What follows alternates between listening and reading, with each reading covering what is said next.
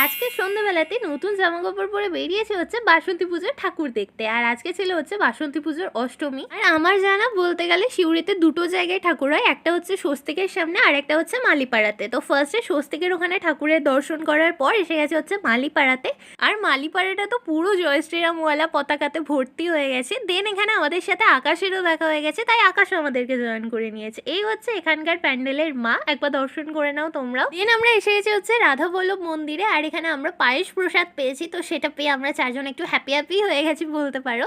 দেন আমরা সবাই মিলে এখানে গল্প করতে করতে ঠাকুরের প্রসাদটা খেলাম। আর তারপর এখন আমরা এসে গেছি হচ্ছে আমাদের চৈতালি মোড়ে বজরংবলী মন্দিরের সামনে। আর এখানে ভিড়টা দেখতে পাচ্ছ। আর রামনবমীর প্রিপারেশন কিন্তু সিউড়িতে তোড় জোর, সেটা তোমরা আই থিঙ্ক বুঝতেই পারছো। আর এখানে তখন আরতি চলছিল। দেন আমি পারু আর আমাদের ব্যাটম্যান এসে গেছি হচ্ছে ফুচকা খেতে, বাট ফুচকা লাইন থেকে পারু ঘুরে চলে গেছিলো আর আমরা দুজন ফুচকা খেয়েছি। তো এই মিনি ব্লগটা কিছু ভালো লাগলে সাবস্ক্রাইব করো। টাটা।